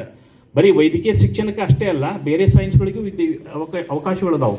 ಸೈನ್ಸ್ದಲ್ಲಿ ನಾವು PUC ಮುಗಿದ ಮೇಲೆ BSc ಮಾಡ್ಕೊಂಡು MSc ಮಾಡ್ಕೊಂಡು ಆಮೇಲೆ ನೀಟು ಅದು ನೆಟ್ ಅನ್ನುವಂಥದ್ದು ಸೆಟ್ ಅನ್ನುವಂಥ ಪರೀಕ್ಷೆಗಳನ್ನು ಎದುರಿಸಿದ್ರಿ ಅಂದರೆ ನೀವು ಖಂಡಿತವಾಗಿಯೂ ಪದವಿ ಮಟ್ಟದ ಕಾಲೇಜಲ್ಲಿ ಅಥವಾ ಯೂನಿವರ್ಸಿಟಿಯಲ್ಲಿ ಅದ್ಭುತವಾದಂಥ ಕೆಲವೊಂದಿಷ್ಟು ಉಪನ್ಯಾಸಕ ವೃತ್ತಿಗಳು ಸಿಗ್ತಾವೆ. ಆಮೇಲೆ MSc ಮಾಡ್ಕೊಂಡು B.Ed ಮಾಡ್ಕೊಂಡ್ರು ಸಹ ಪದವಿ ಪೂರ್ವ ಮಹಾವಿದ್ಯಾಲಯದಲ್ಲಿ ಲೆಕ್ಚರರ್ಶಿಪ್ ಅನ್ನುವಂಥದ್ದು ಕೆಲವೊಂದು ಹುದ್ದೆಗಳು ಸಿಗ್ತಾವೆ. ಅಂದ್ರೆ ವೈದ್ಯಕೀಯ ಒಂದಕ್ಕೆ ನೀವು ಗುರಿಯನ್ನು ಇಡಬೇಡ್ರಿ. ವೈದ್ಯಕೀಯ ಇದಿರ್ತದ, ಅದು ಪ್ರಯತ್ನ ಮಾಡೋಣ. ಅಕಸ್ಮಾತ್ ಅದು ತಪ್ಪಿದ್ರೂ ಸಹ ವಿಜ್ಞಾನದಲ್ಲಿ ಸಾಕಷ್ಟು ಅವಕಾಶಗಳಿದಾವೆ. ಅವುಗಳ ಬಗ್ಗೆನೂ ನಾವು ಯಾಕೂ ಚಿಂತನೆಯನ್ನು ಮಾಡಬಾರ್ದು, ಅವುಗಳ ಬಗ್ಗೆ ನಾವು ಯಾಕೂ ಗಮನ ಹರಿಸಬಾರದು ಅನ್ನುವಂಥದ್ದು ಒಂದು ವಿಷಯ. ಹಾಗೆ ಕೆಲವೊಂದಿಷ್ಟು ವಾಣಿಜ್ಯ ಶಾಸ್ತ್ರದಲ್ಲಿ ಸಹ ಸಾಕಷ್ಟು ಅವಕಾಶಗಳಿದಾವೆ. PUC ಸೆಕೆಂಡ್ ಇಯರ್ ಆದಮೇಲೆ ಏನು ಮಾಡಬೇಕು ಅನ್ನೋಂಥ ಕೆಲವರು ವಿದ್ಯಾರ್ಥಿಗಳ ಪ್ರಶ್ನೆಯನ್ನು ಮಾಡ್ತಿರ್ತಾರೆ. ಅವಾಗ PUC ಆದಮೇಲೆ ಸಾಮಾನ್ಯವಾಗಿ ಬಿ ಕಾಮ್ ಹೋಗ್ಬೇಕಂತ ಹೇಳ್ತಾರೆ. ಬಿ ಕಾಮ್ ಆದಮೇಲೆ ಮತ್ತೆ ಏನು ಮಾಡಬೇಕು, ಬಿ ಕಾಮ್ ಆದಮೇಲೆ ಮತ್ತೆ ಎಮ್ ಕಾಮ್ ಮಾಡ್ಕೋಬೋದು. ಎಮ್ ಕಾಮ್ ಆದಮೇಲೂ ಸಹ ಅಲ್ಲಿ ನೆಟ್ಟು ಮತ್ತು ಶೆಟ್ ಅನ್ನೋದ ಪರೀಕ್ಷೆಯನ್ನು ಮಾಡ್ಕೊಂಡ್ರೆ ಅಲ್ಲಿಯೂ ಸಹ ಪದವಿ ಆಗಿರ್ಬೋದು, ಯೂನಿವರ್ಸಿಟಿಯಲ್ಲಿ ಉಪನ್ಯಾಸಕ ವೃತ್ತಿಗೆ ಸಾಕಷ್ಟು ಅವಕಾಶಗಳಿದಾವೆ. ಹಾಗೆ MBA ಆಗಿರ್ಬೋದು, BBA ಆಗಿರ್ಬೋದು, ಈ ರೀತಿ ಬೇರೆ ಬೇರೆ ಕೋರ್ಸ್ಗಳಿದಾವೆ. ಬಹುಶಃ ಭಾಳಷ್ಟು ವಿದ್ಯಾರ್ಥಿಗಳು, ನಮ್ಮ ಗ್ರಾಮೀಣ ಭಾಗದ ವಿದ್ಯಾರ್ಥಿಗಳಿಗೆ ಈ CA ಮಾಡೋದ್ರ ಬಗ್ಗೆ ಕಲ್ಪನೆ ಇರೋದಿಲ್ಲ. ಚಾರ್ಟರ್ಡ್ ಅಕೌಂಟೆಂಟ್ ಅನ್ನುವಂಥದ್ದು, ಚಾರ್ಟರ್ಡ್ ಅಕೌಂಟೆಂಟ್ ಬಗ್ಗೆನೂ ಯಾಕೆ ನಾವು ಅವುಗಳ ಬಗ್ಗೆ ನಾವು ಪ್ರಯತ್ನವನ್ನು ಯಾಕೆ ಮಾಡಬಾರ್ದು? ಅದಕ್ಕಷ್ಟು ಭಾಳಷ್ಟು ಬೇಡಿಕೆ ಇದೆ. ಪ್ರತಿ ವರ್ಷವೂ ಭಾಳ ಕಡಿಮೆ ಸಂಖ್ಯೆಯಲ್ಲಿ ಚಾರ್ಟರ್ಡ್ ಅಕೌಂಟೆಂಟನ್ನು ಹೊರಗೆ ಹಾಕ್ತಾರೆ. Indian institute of chartered accountant ಅಂಥದ್ದು ದೆಹಲಿಯಲ್ಲಿರುವಂಥದ್ದು ಸಂಸ್ಥೆ, ಅದು ಪ್ರತಿ ವರ್ಷ ಭಾಳ ಕಂಟ್ರೋಲ್ದಲ್ಲಿ ಕೆಲವು ಚಾರ್ಟರ್ಡ್ ಅಕೌಂಟೆಂಟ್ ವಿದ್ಯಾರ್ಥಿಗಳನ್ನು ಹೊರಗೆ ಹಾಕ್ತಾರೆ. ಯಾಕೆ ಅದನ್ನು ಆ ರೀತಿ ಮಾಡೋದ್ರಿಂದ ಭಾಳಷ್ಟು ಅದು ರಾಯಲ್ ಜಾಬು ಮತ್ತು ಭಾಳ ಅತ್ಯಂತ ಸೂಕ್ಷ್ಮವಾದಂಥ ಜಾಬ್ ಇರೋದ್ರಿಂದ ಇತ್ತೀಚೆಗೆ ನಮ್ಮ ಭಾಗದಲ್ಲಿ, ನಮ್ಮ ಮೂಡಲಗಿ ಆಗಿದ್ದಲ್ಲಿ ಕಳೆದ ಒಂದು 4-5 ವರ್ಷಗಳಲ್ಲಿ ಚಾರ್ಟರ್ಡ್ ಅಕೌಂಟೆಂಟ್ ವಿದ್ಯಾರ್ಥಿಗಳು ಸುಮಾರು 4-5 ವಿದ್ಯಾರ್ಥಿಗಳು ಹೊರಗೆ ಬಂದಿದ್ದಾರೆ. ನಾಗನೂರದಲ್ಲಿ ನಮ್ಮ ಸೈದಪ್ಪ ಗದಾಡಿ ಅವರು ನಮ್ಮ ಮಹಾವಿದ್ಯಾಲಯದ ವಿದ್ಯಾರ್ಥಿ, ನಮ್ಮ ವಿದ್ಯಾರ್ಥಿನೇ. ಅವರು ಬಿ ಕಾಮ್ ಮುಗಿಸೊಂದು ಇದೇ ಭಾಗದಲ್ಲಿ ಈ ಭಾಗದಲ್ಲಿ ಚಾರ್ಟರ್ಡ್ ಅಕೌಂಟೆಂಟ್ ಆದರು. ಅವರು ಒಂದು ಪ್ರೇರಣಾ ಶಕ್ತಿ ಅಂತ, ಪ್ರೇರಣೆ ಅಂತ ಹೇಳಬೇಕು. ಅದೇ ಒಂದು ದಾರಿಯೊಳಗೆ ಇವತ್ತು ನಮ್ಮ ಮೂಡಲಗಿ ಭಾಗದಲ್ಲಿ ಒಂದು 5-6 ವಿದ್ಯಾರ್ಥಿಗಳು ಈ 4-5 ವರ್ಷದಲ್ಲಿ CA ಆಗಿದ್ದಾರೆ. ಅಂದ್ರೆ ವೈದ್ಯಕೀಯ ನಂತರ ಮತ್ತೆ ಬೇರೆ ಬೇರೆ ಅವಕಾಶಗಳು ಇದ್ದಾವೆ ಅನ್ನೋದ ಸಂಗತಿಯನ್ನು ನಾನು ತಮ್ಮ ಗಮನಕ್ಕೆ ತರ್ತಾ ಇದ್ದೇನೆ.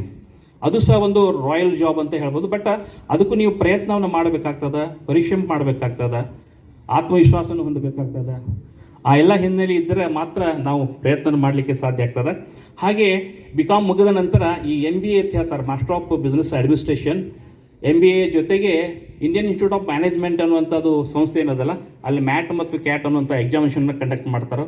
ಅಂಥ ಪರೀಕ್ಷೆಗಳನ್ನು ನಾವು ಎದುರಿಸೋದ್ರ ಮೂಲಕ ಇಂಟರ್ನ್ಯಾಷನಲ್ ಸಂಬಂಧಪಟ್ಟಂಥ ಈ ಕಾರ್ಪೊರೇಟ್ ಲ್ಯಾಂಡದಲ್ಲಿ ಸಾಕಷ್ಟು ವೃತ್ತಿಗಳಿಗೆ ಅವಕಾಶಗಳಿದಾವೆ. ಕಾರ್ಪೊರೇಟ್ ಲ್ಯಾಂಡದಲ್ಲಿ ಅಂದರೆ MBA ಮಾಡಿದರೆ ಏನಪ್ಪ, ನಮ್ಮದು ಬರೀ ಇಲ್ಲೇ ನಮ್ಮ ಅಕ್ಕಪಕ್ಕದಲ್ಲಿ ಕಂಪ್ನಿಗಳಲ್ಲಿ ಸಿಗ್ತಾವೆ ಅನ್ನುವಂಥ ಒಂದು ಕಲ್ಪನೆ ಕೆಲವರಿಗೆ ಇರ್ತದೆ.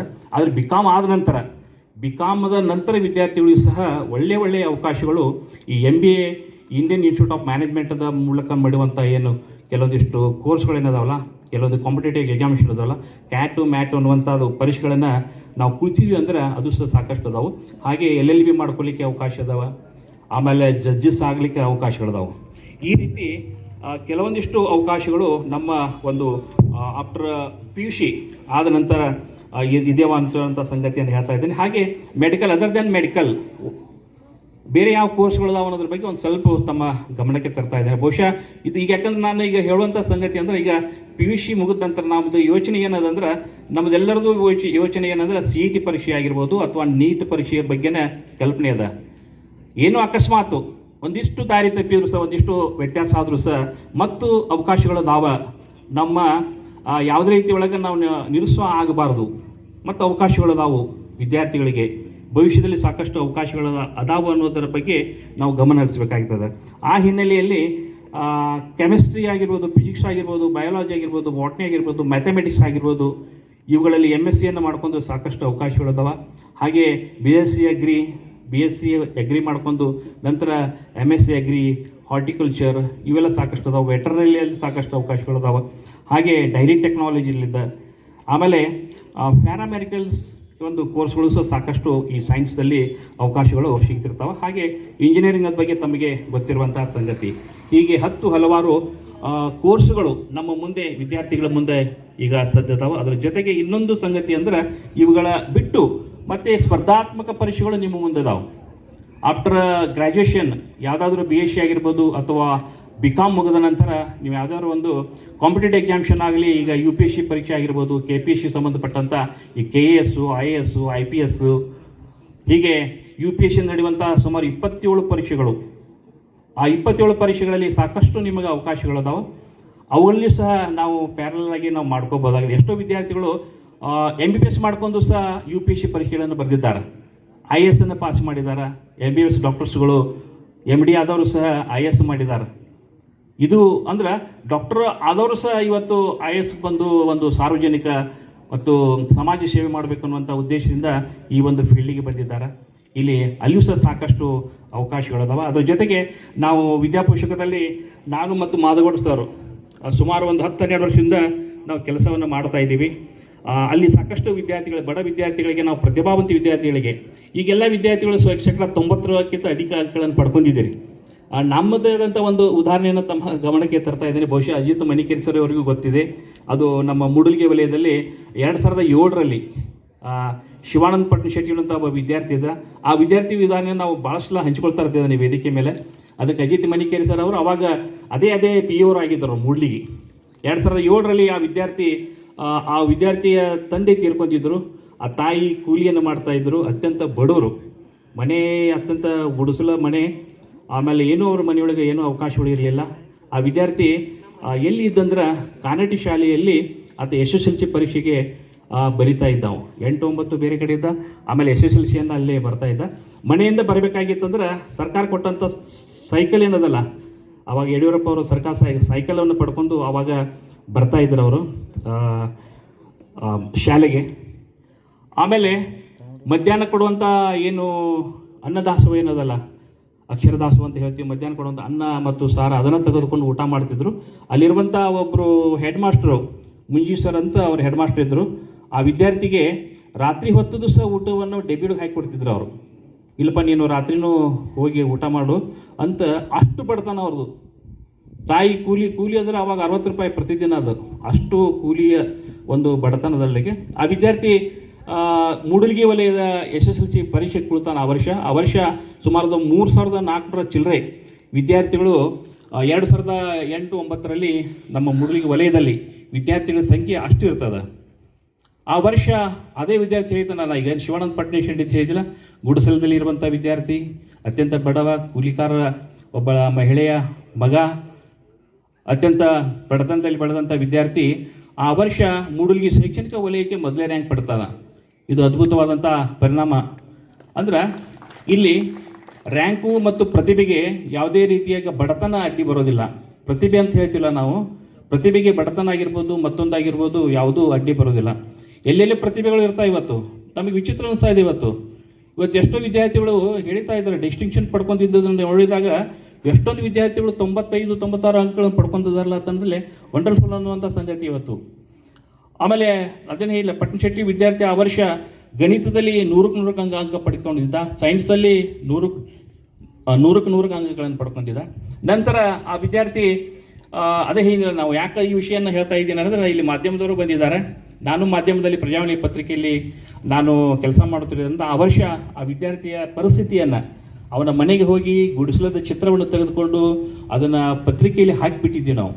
ಗುಡಿಸಲದಲ್ಲಿ ಬೆಳೆದ ಅಥವಾ ಚಿಮಣೆ ಬೆಳಕಿನಲ್ಲಿ ಅರಳಿದ ಗ್ರಾಮೀಣ ಪ್ರತಿಭೆ ಅನ್ನುವಂಥ ಶೀರ್ಷಿಕೆಯಲ್ಲಿ ಸುದ್ದಿಯನ್ನು ಮಾಡಿದ್ದೀವಿ ನಾವು. ಆ ಸುದ್ದಿ ಮಾಡಿದಾಗ ಆ ಪತ್ರಿಕೆಯನ್ನು ಓದಿದಾಗ ಇಡೀ ಆಲ್ ಎಡಿಷನ್ದಲ್ಲಿ ಬಂತದ್ದು. ಇಡೀ ಕರ್ನಾಟಕದ ತುಂಬ ಆ ಸುದ್ದಿ ಪ್ರಚಾರ ಆಯಿತು. ಕರ್ನಾಟಕದಾದ್ಯಂತ ಒಳ್ಳೆ ರೆಸ್ಪಾನ್ಸ್ ಬಂತು. ಈ ರೀತಿ ಅಂದರೆ ಅತ್ಯಂತ ಬಡತನದಲ್ಲಿ ಬಂದಿದ್ದ. ಆದರೆ ಆ ಹುಡುಗನಿಗೆ ಮುಂದೆ PUC ಫಸ್ಟ್ ಇಯರ್ ಸೈನ್ಸ್ಗೆ ಹೋಗ್ಬೇಕಂತ ಮನಸ್ಸದ. ಆದರೆ ಕಲಿಲಿಕ್ಕೆ ಅವ್ರ ಮಂಗಳ ದುಡ್ಡಿಲ್ಲ. ಇನ್ನೇನು ಮಾಡಬೇಕು? ಇಡೀ ಕರ್ನಾಟಕ ಜನ ಸ್ಪಂದನೆ ಮಾಡಿತು. ನಾವು ಸುದ್ದಿ ಬರೆಯುವಾಗ ಪತ್ರಿಕೆಯಲ್ಲಿ ಯಾವುದೇ ಮೊಬೈಲ್ ನಂಬರ್ ಆಗಲಿ, ಅಡ್ರೆಸ್ ಆಗಲಿ ಯಾವುದೂ ಕೊಟ್ಟಿರಲಿಲ್ಲ. ನಂತರ ಜನಾನೇ ಪತ್ರಿಕೆಯ ಸಂಪಾದಕರಿಗೆ ಬೆಂಗಳೂರಲ್ಲಿ ಫೋನ್ ಮಾಡಿ, ಇಲ್ಲ ಹುಡುಗನ ಮೊಬೈಲ್ ನಂಬರ್ ಕೊಡ್ರಿ, ಪಾಲಕರ ನಂಬರ್ ಕೊಡ್ರಿ ಅಂತ ಅವರನ್ನು ಬೇಡಿಕೊಂಡು, ನಂಬರನ್ನು ಬೇಡಿಕೊಂಡು, ನಂತರ ರಾತ್ರಿ ಹೊತ್ತು ಮತ್ತೆ ಅದನ್ನು ಮರುದಿನ ಅದನ್ನು ಮೊಬೈಲ್ ನಂಬರನ್ನು ಹಾಕಿದಾಗ ಮೊಬೈಲ್ ನಂಬರ್ ಮೂಲಕ ಚೆಕ್ ಮಾಡ್ಕೊಂಡು ಆಮೇಲೆ ಬ್ಯಾಂಕಿಗೆ ಹಣ ಹಾಕ್ಲಿಕ್ಕತ್ತಾರೆ ಜನ. ಯಾರೋ ಒಬ್ಬರು 100 ಹಾಕಿದ್ರು, 500 ಹಾಕಿದ್ರು, 1000 ಹಾಕಿದ್ರು, 5000 ಹಾಕಿದ್ರು, 10,000 ರೂಪಾಯಿಗಳವರೆಗೆ ಆ ವಿದ್ಯಾರ್ಥಿಗಳ ವಿದ್ಯಾಭ್ಯಾಸಕ್ಕಾಗಿ ಹಣವನ್ನು ಕೊಡಿದ್ರು. ಆ ಹಣದ ಮೂಲಕ ಹುಡುಗ PUC ಫಸ್ಟ್ ಇಯರ್ ಸೈನ್ಸ್ದಲ್ಲಿ ಗೋಕಾಕ್ JSS ಕಾಲೇಜಿಗೆ ಪ್ರವೇಶ ಪಡ್ಕೋತಾನೆ. ನಂತರ PUC ಫಸ್ಟ್ ಇಯರ್ ಸೆಕೆಂಡರಲ್ಲಿ ಅತ್ಯುತ್ತಮ ಒಳ್ಳೆಯ ಅಂಕಗಳನ್ನು ಪಡ್ಕೋತಾನೆ. ಧಾರವಾಡ JSS ಕಾಲೇಜಲ್ಲಿ ಪ್ರವೇಶ ಪಡ್ಕೊಂಡು PUC ಸೆಕೆಂಡ್ ಇಯರಲ್ಲೂ ಸಹ ಆತ ಪಡ್ಕೊಂಡಂಥ ಅಂಕಗಳಂದ್ರೆ ನಿಮಗೆ ವಂಡರ್ಫುಲ್ ಅನ್ಸದ. ಆ ವಿದ್ಯಾರ್ಥಿ ಪಡ್ಕೊಂಡಂಥ ಅಂಕಗಳು ಎಷ್ಟು ಅಂದ್ರೆ, ಮ್ಯಾಥಮೆಟಿಕ್ಸ್ದಲ್ಲಿ 100ಕ್ಕೆ ಅಂಕಗಳು ಪಡ್ಕೋತಾನೆ, ಫಿಸಿಕ್ಸ್ದಲ್ಲಿ 100ಕ್ಕೆ ಅಂಕ ಪಡ್ಕೋತಾನೆ, ಕೆಮಿಸ್ಟ್ರಿಯಲ್ಲಿ PUC ಸೆಕೆಂಡ್ ಇಯರಲ್ಲಿ 100ಕ್ಕೆ ಅಂಕಗಳನ್ನು ಪಡ್ಕೋತಾನೆ. ಆತ ಆ ವರ್ಷ CETಯಲ್ಲಿ ಅತ್ಯಂತ ಹೈಯರ್ ಪರ್ಸೆಂಟೇಜ್ ಮಾಡಿಕೊಂಡು ಮೆಡಿಕಲ್ದಲ್ಲಿ ಆತನಿಗೆ ಆರಾಮವಾಗಿ ಸೀಟ್ ಸಿಗ್ತದೆ.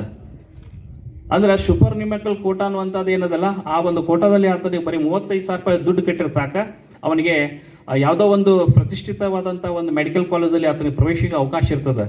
ಆದರೆ ಆತ ಹೋಗಬೇಕಾಗಿದ್ದು ಯಾವುದಂದ್ರೆ ನಾನು ಅವನಿಗೆ ಇಂಜಿನಿಯರಿಂಗ್ ಕಾಲೇಜ್ಗೆ ಹೋಗಬೇಕು, ನಾನು ಇಂಜಿನಿಯರ್ ಕಲಿಬೇಕು ಅನ್ನುವಂಥ ಆಸಕ್ತಿಯಿಂದ ಆ ವಿದ್ಯಾರ್ಥಿ ಇಂಜಿನಿಯರನ್ನು ಆಯ್ಕೆ ಮಾಡ್ತಾನೋ. ಆಯ್ಕೆ ಆದಾಗ ಅವನಿಗೂ ಸಹ ಬೆಂಗಳೂರದ one of the best engineering college ಅಂದ್ರೆ RV ಇಂಜಿನಿಯರಿಂಗ್ ಕಾಲೇಜ್. ಅದು ನಮ್ಮ ಕರ್ನಾಟಕ ರಾಜ್ಯದಲ್ಲಿ ಅತ್ಯಂತ ಒಳ್ಳೆಯ ಕಾಲೇಜ್ ಅದು. ಆ ಕಾಲೇಜಲ್ಲಿ ಅವನಿಗೆ ನೇರವಾದ ಅಡ್ಮಿಷನ್ ಸಿಗ್ತದೆ. ಅದು ಎಷ್ಟು ಫೀಸ್ ಅಂದರೆ ಪ್ರತಿ ವರ್ಷ ಅವನಿಗೆ 3,500 ರೂಪಾಯಿ ಫೀಸು. ಅಷ್ಟೇ ಫೀಸ್ ಮೇಲೆ ಆತನ ಇದು ಮಾಡ್ತಾರೆ. ಹಾಗೆ ನಾವು ಪತ್ರಿಕೆಯಲ್ಲಿ ಬರೆದಂಥ ಏನು ದುಡ್ಡು ಇರ್ತದಲ್ಲ, ಅದೇ ದುಡ್ಡದ ಮೇಲೆ 4 ವರ್ಷ ಆತ ಇಂಜಿನಿಯರಿಂಗ್ ಪಾಸ್ ಮಾಡ್ಕೋತಾನೆ. RV ಇಂಜಿನಿಯರಿಂಗ್ ಕಾಲೇಜಲ್ಲಿ ಬೆಸ್ಟ್ 10 ವಿದ್ಯಾರ್ಥಿಗಳಲ್ಲಿ ಆತ ಒಬ್ಬ ಆಗ್ತಾನೆ. ಆಮೇಲೆ ಇಂಜಿನಿಯರಿಂಗ್ ಮುಗಿಸ್ತಾನೆ. ನಂತರ ಕಾಂಪಿಟೇಟಿವ್ ಎಕ್ಸಾಮಿಷನ್ ಕೂತ್ಕೋತಾನೆ, KS ಕೂತ್ಕೋತಾನೆ, IAS ಮಾಡಬೇಕನ್ನುವಂಥದ್ದು UPC ಪರೀಕ್ಷೆಗೂ ಸಹ 2 ಬಾರಿ ಅಟೆಂಪ್ಟ್ ಮಾಡ್ತಾನೆ. ಪ್ರಿಲಿಮಿನರಿ ಒಂದು 2 ಬಾರಿ ಅಟೆಂಪ್ಟ್ ಮಾಡಿ ಆತ ಯಶಸ್ವಿ ಆಗೋದಿಲ್ಲ. ಆಮೇಲೆ ಇತ್ತೀಚೆಗೆ ಈಗ 2 ವರ್ಷದಿಂದ 2019-20 KSದ ಸಮಾನವಾದಂಥ ಪರೀಕ್ಷೆಯನ್ನು ಆತ ವಿದ್ಯಾರ್ಥಿ ಪಾಸಾಗಿ ಇವತ್ತು KS ಲೆವೆಲ್ ಆದಂಥ ಒಂದು ಅಧಿಕಾರದ ಹುದ್ದೆಯನ್ನು ಇವತ್ತು ಆ ವಿದ್ಯಾರ್ಥಿ ಹೊಂದಿದ್ದಾನೆ. ಇವತ್ತು ಬಾಗಲಕೋಟೆಯ ಒಂದು ಯಾವುದಂದ್ರೆ ಮೈನಾರಿಟಿ ಆಫೀಸರ್ ಅಂತ ಆ ವಿದ್ಯಾರ್ಥಿ ಆಗಿದ್ದಾನೆ. ಅದನ್ನೇ ಪಥ ಇನ್ನಷ್ಟು ಎತ್ತರಕ್ಕೆ ಬೆಳೀಲಿ, ಮತ್ತೊಮ್ಮೆ ಇವರನ್ನೆಲ್ಲ ನಾವು ಮತ್ತೊಮ್ಮೆ ಕರೆಸಿ ಸನ್ಮಾನಿಸುವಂತ ಕ್ಷಣ ದೊರೀಲಿ ಅಂತ ಹೇಳ್ತಾ, ಕಾರಣ ಬರುವಂತಹ NEET CET ಈ ಪರೀಕ್ಷೆಗಳಲ್ಲಿ ಕೂಡ ಅವರು ಸಾಧನೆಯನ್ನ ಮಾಡಲಿ ಅನ್ನುವಂತಹ ಒಂದು ಆಶಯವನ್ನು ವ್ಯಕ್ತಪಡಿಸ್ತಾ ಈಗ ವೇದಿಕೆ ಮೇಲೆ ಆ ಎಲ್ಲ ವಿದ್ಯಾರ್ಥಿಗಳಿಗೆ ಸನ್ಮಾನವನ್ನು ನೆರವೇರಿಸಲಾಗ್ತಾ ಇದೆ.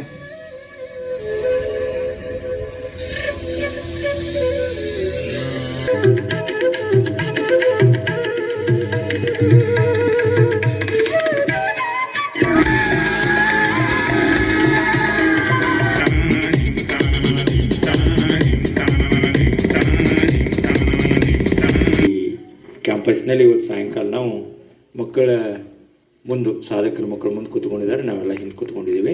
ಅಂದರೆ ನಮ್ಮ ಉದ್ದೇಶ ಇಷ್ಟೇ, ಅವರು ನಮ್ಮ ಈ ಕಾಲೇಜಿನ ಅಥಾರಿಟಿ ಏನು 4 ಜನ ಮಿತ್ರರು ಭಾಳ ಸುಂದರ ರೀತಿಯೊಳಗೆ ಕಾಲೇಜಿನ ಕಟ್ಟಿ ಇಲ್ಲಿ ವಿದ್ಯಾರ್ಥಿಗಳ ಭವಿಷ್ಯ ನಿರ್ಮಿಸ್ಬೇಕಂತೇಳಿ ಇಚ್ಛೆ ಇಟ್ಕೊಂಡು ಕೆಲಸ ಮಾಡಿದ್ದಾರೆ. ಅವರೆಲ್ಲರಿಗೂ ಒಳ್ಳೆಯದಾಗಲಿ ವಿದ್ಯಾರ್ಥಿಗಳಿಗೂ. ಜೊತೆಗೆ ಅಧ್ಯಕ್ಷರು ಮತ್ತೆಲ್ಲ ಪದಾಧಿಕಾರಿಗಳು ಸುಂದರವಾಗಿ ಕೆಲಸ ಮಾಡ್ತಾಯಿದ್ದಾರೆ. ಈ ಕಾಲೇಜಿನ ಉತ್ತಮ ಫಲಿತಾಂಶ ಬರಬೇಕಾಗಿತ್ತು. ಭಾಳ ಹಿರಿಯರ ಮಾರ್ಗದರ್ಶನ ವೇದಿಕೆ ಮೇಲೆಲ್ಲ ಗೌಡರು ಮತ್ತೆಲ್ಲ ವೇದಿಕೆ ಮೇಲೆಲ್ಲ ಹಿರಿಯರು ಭಾಳ ಜನ ಇದ್ದಾರೆ. ಈರಣ್ಣ ಕೊಣ್ಣೂರು ಸರ್ ಅವರು, ಬಂಜಿ ಸರ್ ಅವರು, ಮಾಧಗೌಡ ಸರ್ ಅವರು, ಆಮೇಲೆ ಕಾಣಗೌಡ ಸರ್ ಅವರು, ಎಲ್ಲರಿಗೂ ವೇದಿಕೆ ಮೇಲೆ ಇದ್ದವ್ರು ಎಲ್ಲರಿಗೂ ನಾನು ನಮಸ್ಕಾರ ಅಂತ ತಿಳಿಸ್ತಾ, 2 ಮಾತು ಭಾಳ ಸುಂದರ ಫಲಿತಾಂಶ ತಂದು ಕೊಡ್ಬೇಕಂತ ಸಂಕಲ್ಪ ಅಂತಿದ್ರು. ಅವ್ರ ಸಂಕಲ್ಪ ಪ್ರಕಾರ ಅಷ್ಟೇ ಸುಂದರ ಫಲಿತಾಂಶ ಬಂದಿದೆ. ಇದರೊಳಗೆ 2 ಸಂತೋಷವನ್ನು ನಾವು ಎದ್ದು ಕಾಣ್ತಾ ಇದ್ದೇವೆ. ಒಂದು ಸ್ವತಃ ತಾವೇ ಏನೋ ಸಾಧನೆ ಮಾಡಿದ್ವು ಅನ್ನೋ ಅಷ್ಟರ ಮಟ್ಟಿಗೆ ಉಪನ್ಯಾಸಕ ಬಳಗ ತಮ್ಮನ್ನು ತಾವು ಇವತ್ತು ಭಾವನಾತ್ಮಕವಾಗಿ ಎದುರಿಗೆ ವೇದಿಕೆ ಮೇಲೆ ನಿಂತಿದ್ದಾರೆ. ಅಷ್ಟೇ ಭಾವನಾತ್ಮಕವಾಗಿ ವಿದ್ಯಾರ್ಥಿಗಳು ಕೂಡ ಶ್ರೇಷ್ಠ ಸಾಧನೆ ಮಾಡಿದ್ದು ಭಾಳ ಸುಂದರ. ಇಂಥದ್ದೊಂದು ಅವಕಾಶಕ್ಕಾಗಿ ತಾಲೂಕಿನಲ್ಲಿ ಈ ವಿದ್ಯಾಸಂಸ್ಥೆ ಬರಬೇಕಾಗಿತ್ತು. ಭಾಳ ಸುಂದರ ರೀತಿಯೊಳಗೆ ವಿದ್ಯಾಸಂಸ್ಥೆ ಬಂದಿದೆ. ದೇವರು ವಿದ್ಯಾಸಂಸ್ಥೆಗೆ ಸ್ಥಿರತೆಯನ್ನು ಕೊಡಲಿ. ಇವರ ಇಚ್ಛೆ ಇದೇ ರೀತಿ ಫಲಿತಾಂಶ ಪ್ರಕಟಿಸ್ಬೇಕನ್ನೋ ಇಚ್ಛೆ ಹಿಂಗೆ ಮುಂದುವರಿಲಿ. ಇನ್ನು ಬರುವ ವಿದ್ಯಾರ್ಥಿಗಳು ಕೂಡ ಈ ಮಕ್ಕಳು ನೋಡಿ ಇನ್ನೂ ಶ್ರೇಷ್ಠ ವಿದ್ಯಾರ್ಥಿಗಳು ಇಲ್ಲಿ ಪ್ರವೇಶ ಆಗಲಿ, ಅವರಿಗೂ ಶ್ರೇಷ್ಠ ಭವಿಷ್ಯ ಆಗಲಿ ಅಂತ ಹೇಳ್ತಾ ಭಾಳ ಸುಂದರವಾಗಿ ಕೆಲಸವನ್ನು ಇಲ್ಲಿ ಅಧ್ಯಕ್ಷರು ಎಲ್ಲ ಅವ್ರ ತಂಡ ಎಲ್ಲ ಲೆಕ್ಚರ್ ಸೇರಿ ಮಾಡುತ್ತಾರೆ. ನಾವೆಲ್ಲ ಹಿರಿಯರ ವತಿಯಿಂದ ಏನು ಲೆಕ್ಚರ್ ಟೀಮ್ ಐತೆ ಅವ್ರಿಗೆ ದೊಡ್ಡ ಅಭಿನಂದನೆಗಳು, ವಿದ್ಯಾರ್ಥಿಗಳಿಗೆ ಅಭಿನಂದನೆಗಳು, ಪಾಲಕರಿಗೆ ಅಭಿನಂದನೆಗಳು. ಇನ್ನೂ 2 ಮೈಲುಗಳು ನಿಮ್ಮ ಎದುರಿಗೆ ಇದಾವೆ, ಒಂದು CET ಮತ್ತು NEET. ಮತ್ತೊಮ್ಮೆ ನಮ್ಮ ಸ್ಟೇಜ್ಗೆ ಬರುವಂಗೆ ನೀವು ಮಾಡ್ಬೇಕಾಕೈತಿ. ಅದು 18-19ಕ್ಕೆ CET ಎಕ್ಸಾಮ್ ಐತಿ ಮತ್ತು ಮೇ 5ನೇ ತಾರೀಕಿಗೆ NEET ಎಕ್ಸಾಮ್ ಐತಿ. ಆಗೊಮ್ಮೆ ನಿಮ್ಮನ್ನು ಸತ್ಕಾರ ಮಾಡೋಕ್ಕೆ ಕರೆಸಿರಂದ್ರೆ ನಮಗೆ ಭಾಳ ಸಂತೋಷ ಆಕೈತೆ ಅಂತ ಹೇಳಿ, ಸೊ ಅದು ಕೂಡ ಭಾಳ ಮಹತ್ವದೈತಿ. ಆ ಮಹತ್ವದ ಕೆಲಸ ಇವತ್ತು ಸಂಜೆಗೆ ಏನು ಹ್ಯಾಪಿನೆಸ್ ಐತಿ ಅದನ್ನು ಕ್ಲೋಸ್ ಮಾಡಿ ನಾಳೆ ಮುಂಜಾನೆ ಮತ್ತೆ ನೀವು ಬೆಳಗ್ಗೆ ಎದ್ಕೊಂಡು ಮತ್ತೆ ಪುಸ್ತಕ ಹಿಡಿಬೇಕು. 18-19 ಪರೀಕ್ಷೆಗೆ ತಯಾರಾಗಬೇಕು. ಮೇ 5 ತನಕ ಯಾರೂ ರೆಸ್ಟ್ಲೆಸ್ ವರ್ಕ್ ಮಾಡ್ಬೇಕು. ನಾನು ನೋಡಿ, ಇದು just a small happiness. This is not the permanent one. May 5ಗೆ ನೀವು ಚೆನ್ನಾಗಿ ಮಾಡಿದಿರಿ ಅಂದರೆ ಅವಾಗ ನಿಮಗೊಂದು ದೊಡ್ಡ ಭವಿಷ್ಯ ಸಿಗ್ತದೆ. ಈಗೆಲ್ಲ ನ್ಯಾಷನಲ್ ಲೆವೆಲ್ದಾಗ NTA ನ್ಯಾಷನಲ್ ಟ್ಯಾಲೆಂಟ್ಸ್ ಏಜೆನ್ಸಿ ಅವರು ಅದ್ರ ಮೂಲಕ ನಿಮಗೆ ಸೀಟ್ ಕೊಡತ್ತಾರೆ ಅಂದ್ಬಿಟ್ರೆ ಬೇರೆ ರೋಡೇ ಇಲ್ಲ. ಆ ರೋಡ್ನಾಗ ಯಾವ ಗಾಡಿ ಎಷ್ಟು ಸ್ಪೀಡ್ ಅದ್ರ ಮೇಲೆ ನಿಮಗೆ ಎಲ್ಲ ಅವಕಾಶ ಕೊಡತ್ತಾರೆ. ದಯವಿಟ್ಟು ಆ ಪರೀಕ್ಷೆ ಮೂಲಕ ನಿಮ್ಮ ಪ್ರತಿಭೆಯನ್ನು ಮತ್ತೊಮ್ಮೆ ಪ್ರಕಟಿಸ್ಬೇಕಂತ ಹೇಳಿ ವಿದ್ಯಾಸಂಸ್ಥೆಗೆ ದೇವರು ಎಲ್ಲ ರೀತಿಯ ಅವ್ರೇನು ಇಚ್ಛೆ ಅದಾವ ಅದೆಲ್ಲ ಒಟ್ಟುಗೂಡುವಂಥ ಭವಿಷ್ಯದಲ್ಲಿ ಅವ್ರು ಬೇಡಿದಂಥ ಸಿಗುವಂಥ ಅವಕಾಶ ಎಲ್ಲ ಉಪನ್ಯಾಸ ಬಳಗ ಸಿಗಲಿ ಅಂತ ಆಶಿಸಿ ನನ್ನ ಕರೆದು ಮಾತಾಡೋಕ್ಕೆ ಅವಕಾಶ ಕೊಟ್ಟಾರೆ. ಎಲ್ಲರಿಗೂ ವಂದಿಸಿ, ಪಾಲಕರು ವಂದಿಸಿ, ವಿದ್ಯಾರ್ಥಿಗಳು ವಂದಿಸಿ ನನ್ನ ಮಾತುಗಳಿಗೆ ವಿದಾಯ ಹೇಳ್ತೇನೆ. ಜೈ ಹಿಂದ್, ಜೈ ಕನ್ನಡ.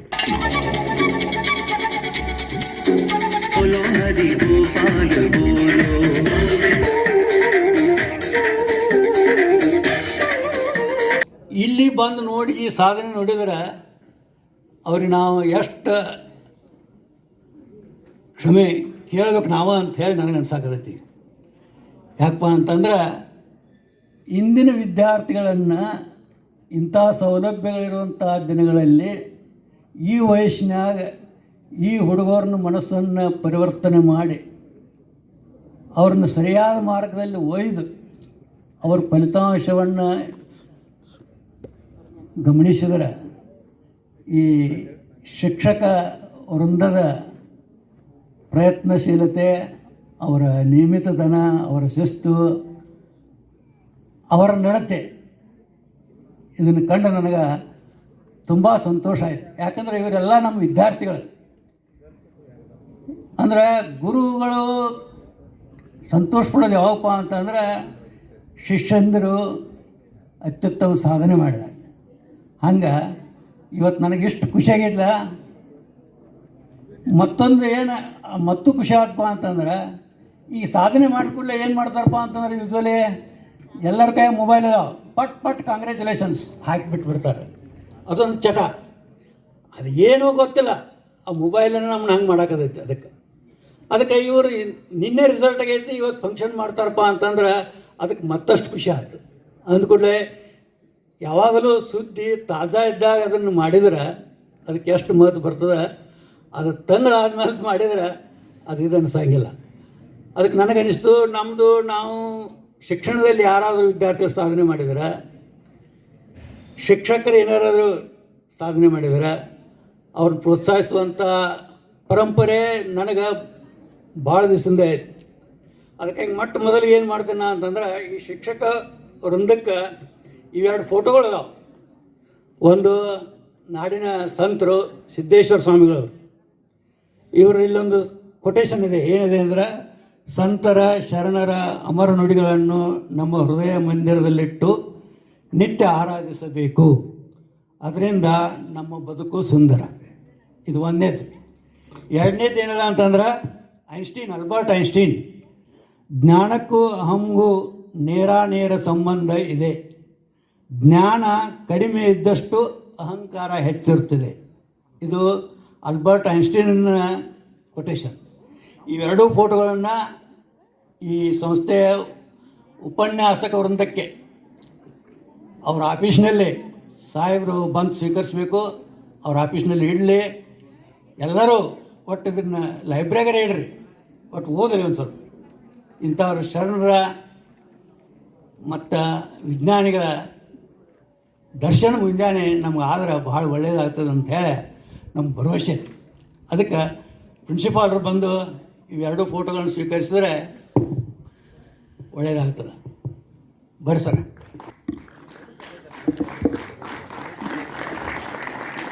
ಒಬ್ಬರು ಒಂಥರ ಜನ ಅಂತಂದ್ರೆ ಮುಖ್ಯ ಪಾಲಕರು, ಆಮ್ಯಾಗ ಶಿಕ್ಷಕ ವೃಂದದವರು ಮತ್ತು ಆಡಳಿತ ಮಂಡಳಿಯವರು, ಇನ್ನು ಮೂರನೇದು ನಮ್ಮ ಮೂತ್ರರತ್ನಗಳು. ಈ ಮೂರು ಜನರಿಗೆ ನಮ್ಮ ಸಂತೋಷ್ ಸರ್ ಹೇಳಿದರು, ಸರ್ ಉಪದೇಶ ಮಾಡಬೇಕ್ರಿ ಅಂತ ಹೇಳಿ. ಅದನ್ನು ಈಗ ಏನಾಗಿದೆ ಅಂದ್ರೆ ಉಪದೇಶ ಮಾಡೋದು ಅಂತಂದ್ರೆ ಮೊಬೈಲೇ ಉಪದೇಶ ಮಾಡಿದ್ರೆ ಅಂತ ಕೇಳ್ತಾರೆ ಯಾರೇ. ಈಗ ನಾವು ಹಿಂಗೆ ನಿಂತು ಉಪದೇಶ ಮಾಡಿದ್ರೆ ಅದು ಅಷ್ಟು ಸಮಂಜಸ ಆಗ್ತೈತೆ ಇಲ್ಲ ಗೊತ್ತಿಲ್ಲ. ಯಾಕಂದರೆ ನಾವು ಒಂದು ಕಡೆ ಕನ್ಯಾ ನೋಡೋಕೆ ಹೋಗಿದ್ದೆ, ನಮ್ಮ ವಿದ್ಯಾರ್ಥಿಗಳು ಕರೀತಾರ ಹೋಗಿದ್ದೆ. ಹೋದಾಗ ಏನಾಯ್ತಪ್ಪ ಅಂತಂದ್ರೆ ಆ್ಯಸ್ ಯೂಸ್ವಲ್ ಮಾತಾಡ್ಸಂತಂದ್ರು ಮಾತಾಡ್ಸೋಕೆ ಹೋದೆ ನಾನು. ನಾನು ಲೆಕ್ಚರ್ ಅಂತ ಗೊತ್ತಿರಲಿಲ್ಲ, ಅವ್ರಿಗೆ ಇದು ಗೊತ್ತಿರಲಿಲ್ಲ. ಆ ಹುಡುಗಿ ಸಟ್ನ ಏನು ಹೇಳಿದರು, ಸರ್ ವಾಟ್ಸಪ್ಪು ಮೊಬೈಲ್ ಯಾಕೆ ಕೈತ್ರಿ ಅಂತ ಕೇಳಿದ್ರು ಆಕೆ ನನಗೆ. ಅಂದರೆ ಬಯೋಡೇಟಾ ಅಲ್ಲೇ ಐತಿ, ಮತ್ತೆ ನಾನು ಕೇಳತ್ತೀರಿ ಅಂತ. ಆ ಮೊಬೈಲು ಉಪಯೋಗ ಆ ಸ್ಟೇಜಿಗೆ ಬಂದದ. ಅಂದ್ರೆ ಏನು ಈ ಮೊಬೈಲು ಉಪಯೋಗ ಮಾಡಬೇಡ್ರಿ ಅಂತಲ್ಲ, ಮಾಡಿರಿ, ಆದರೆ ಅತಿಯಾಗಿ ಉಪಯೋಗ ಮಾಡಬೇಡ್ರಿ. ಒಂದೇದು ಯಾರಾಗಲಿ, ಪಾಲಕರಾಗಲಿ ಏನಾಗಲಿ, ಪಾಲಕರು ಮತ್ತು ಶಿಕ್ಷಕರು ಈ ವಿದ್ಯಾರ್ಥಿಗಳು ಈ ಮಟ್ಟಕ್ಕೆ ಏರಾಕ ಈ ಒಂದು ಹಕ್ಕಿಯ 2 ರೆಕ್ಕೆಗಳಿದ್ದಂಥವು. ಒಂದು ಹಕ್ಕಿ ಮ್ಯಾಲೆ ಏರಬೇಕಾದ್ರೆ 2 ರೆಕ್ಕೆಗಳು ಹೆಂಗೆ ಬೇಕಲ್ಲ ಹಂಗೆ ಈ ಪಾಲಕರು ಮತ್ತು ಶಿಕ್ಷಕರು ಇಬ್ಬರು ಕಾರಣ. ಅವರ ಪ್ರಯತ್ನದಿಂದ, ಅವರ ನಡತೆಯಿಂದ, ಅವರ ಪರಿಶ್ರಮದಿಂದ ಎಲ್ಲರೂ ಅವ್ರು ಹೇಳಿದಲ್ಲ ಸರ್, ಒಬ್ಬರು ಬಂಡಿಯವ್ರು ಹೇಳಿದ್ರು ನೋಡ್ರಿ, ಈ ಸಂಸ್ಥೆಯ ಪದಾಧಿಕಾರಿಗಳು, ಶಿಕ್ಷಕರು ಮತ್ತು ಪಾಲಕರ ನಡುವೆ ಬಹಳ ಸೌಹಾರ್ದತೆ ಇದೆ, ಹೊಂದಾಣಿಕೆ ಇದೆ. ಅದರಿಂದ ಈ ಯಶಸ್ಸು ಲಭಿಸಿದೆ ಅಂತ. ನನಗೆ ಮತ್ತೊಂದು ಏನಿಸ್ತಪ್ಪ ಅಂತಂದ್ರೆ, ಇಲ್ಲೇ ಇದೊಂದು ಗುರುಕುಲ್ ಟೈಪ್ ಕಾಣಿಸ್ತದೆ. ಇದೊಂದು ಹಿಂದಿನ ಕಾಲದ ಗುರುಕುಲ ಟೈಪದ್ದು ಶಿಕ್ಷಣ ಅನಿಸ್ತದೆ. ಯಾಕಪ್ಪ ಅಂತಂದ್ರೆ ಇಲ್ಲಿ ಸ್ವಾಮಿ ವಿವೇಕಾನಂದರು, ರಾಮಕೃಷ್ಣ ಪರಮಹಂಸರು, ಶಾರದಾದೇವಿ ದಿವ್ಯತ್ರಯರಂತ ಉಪಯೋಗ ಮಾಡಿದ್ರು ಅವರು. ಆ ದಿವ್ಯತ್ರಯರ ಆಶೀರ್ವಾದ ಈ ಸಂಸ್ಥೆಯ ಮೇಲೆ ಇರೋದರಿಂದ ಆ ದಿವ್ಯತ್ರಯರ ಆದರ್ಶಗಳನ್ನು ನಮ್ಮ ಶಿಕ್ಷಕವರಿಂದ ವಿದ್ಯಾರ್ಥಿಗಳಲ್ಲಿ ಬಿತ್ತೋದ್ರಿಂದ ಇಂಥ ಯಶಸ್ಸನ್ನು ಸಾಧಿಸಲಿಕ್ಕೆ ಸಾಧ್ಯ ಆಗ್ಯದ ಅಂತ ನನ್ನ ಕಲ್ಪನೆ.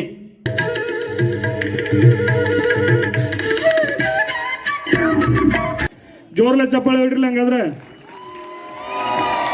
ಹಾಂ, ಈ ಖುಷಿ ಇರ್ಬೇಕ. ಯಾಕಂದ್ರೆ ಇವತ್ತು ನೀವು ಎಲ್ಲರೂ ನಗ್ಲಿಕ್ಕತ್ತೀರಂದ್ರೆ 2 ವರ್ಷ ಆತ್ಲ. ಹಾಂ, ಎಸ್. 1 ನಿಮಿಷ ಸೈಲೆಂಟ್ ಆಗ್ರಿ, ಒಂದು ಅನೌನ್ಸ್ಮೆಂಟ್ ಮಾಡ್ತೀನಿ. 1 ನಿಮಿಷ ಸೈಲೆಂಟ್ ಆಗ್ರಿ, ಒಂದು ಅನೌನ್ಸ್ಮೆಂಟ್ ಮಾಡ್ತೀವಿ. ಈ ವಾರದಿಂದ ಏನು ಅನೌನ್ಸ್ಮೆಂಟ್ ಮಾಡ್ಲಿಕ್ಕತ್ತೀವಿ ಅಂದ್ರೆ, ಈ ವರ್ಷದಿಂದ ಪ್ರತಿ ವರ್ಷ ಯಾವ ಶಿಕ್ಷಕರು ವಿದ್ಯಾರ್ಥಿಗಳನ್ನು ಪ್ರತಿ ವರ್ಷ ವಾರ್ಷಿಕ ಪರೀಕ್ಷೆಯಲ್ಲಿ ಔಟ್ ಮಾರ್ಕ್ಸ್ಗಳನ್ನು ತೆಗೆಸ್ತಾರಲ್ಲ, ಅವ್ರಿಗೆ ವಿಶೇಷವಾದ ಸನ್ಮಾನವನ್ನು ನಮ್ಮ ಮಹಾಪರ್ವದಾಗ ಮಾಡ್ತೀವಿ. ಅದು ಏನಂತ ಮಾಡ್ತೀವಪ್ಪ ಅಂತಂದ್ರೆ, ಈ ವರ್ಷದಿಂದ ಅಥರ್ವ ಕಾಲೇಜ್ದಿಂದ ಔಟ್ ಮಾಡಿಸಿದಂಥ ಶಿಕ್ಷಕರಿಗೆ ಒಂದು ವಿಶೇಷವಾದ ಪ್ರಶಸ್ತಿಯನ್ನು ಕೊಡ್ತೀವಿ. ಏನಪ್ಪ ಅಂತಂದ್ರೆ, ಪ್ರತಿ ವರ್ಷ ಎಷ್ಟು ಶಿಕ್ಷಕರು ಔಟ್ ಮಾಡಿಸಿರ್ತಾರಲ್ಲ ಅವರೆಲ್ಲರನ್ನೂ ದ್ರೋಣಾಚಾರ್ಯ ಪ್ರಶಸ್ತಿ ನೀಡಿ ಸತ್ಕಾರ ಮಾಡ್ತೀವಿ. ಪ್ರತಿಯೊಬ್ಬ ಶಿಕ್ಷಕರಿಗೂ ಮುಂದಿನ ವರ್ಷಕ್ಕಿದ ಪ್ರೇರಣೆ ಆಗ್ತದೆ. ಆ ನಿಟ್ಟಿನಲ್ಲಿ ಒಂದು ವಿಶೇಷ ಪ್ರೈಸ್ ಬಹುಮಾನದೊಂದಿಗೆ, ನಗದು ಮೊತ್ತದೊಂದಿಗೆ ಪ್ರತಿ ವರ್ಷ ದ್ರೋಣಾಚಾರ್ಯ ಪ್ರಶಸ್ತಿಯನ್ನು ನೀಡಿ ಸತ್ಕರಿಸ್ತಾರು. ಈ ಸರ್ತಿ ಎಷ್ಟು ಜನ ಔಟ್ ಮಾಡಿಸ್ಯಾರಪ್ಪ ಅಂತಂದ್ರೆ, ಕನ್ನಡದೊಳಗೆ 5 ಜನರನ್ನ ಮೆಳವಂಕಿ ಸರ್ ಮಾಡಿಸ್ಯಾರು. ಆಮೇಲೆ ಬಯೋಲಜಿ ನಮ್ಮ ಪ್ರಶಾಂತ್ ತಿಂಗಳಿಗೆ ಸರ್ ಅವರು 4 ಜನರನ್ನ ಬಯೋಲಜಿಯಲ್ಲಿ ಔಟ್ ಮಾಡಿಸ್ಯಾರು. ದೆನ್ ಹಿಸ್ಟ್ರಿ ಒಳಗೆ 1 ನಮ್ಮ ವಾಲಿ ಸರು, ಆಮೇಲೆ ಎಕನಾಮಿಕ್ಸ್ ನಮ್ಮ ರಾಜೇಂದ್ರ ಪಾಟೀಲ್ ಸರು ಮತ್ತು ಅಕೌಂಟೆನ್ಸಿ ನಿರ್ವಾಣಿ ಸರ್. ಇಷ್ಟು ಜನ 2025ರ ಮಹಾಪರ್ವ ವೇದಿಕೆ ಮೇಲೆ ದ್ರೋಣಾಚಾರ್ಯ ಪ್ರಶಸ್ತಿಯನ್ನು ಸ್ವೀಕರಿಸ್ತಾರು. ಜೋರಾದ ಚಪ್ಪಾಳೆ ಬರಲಿ.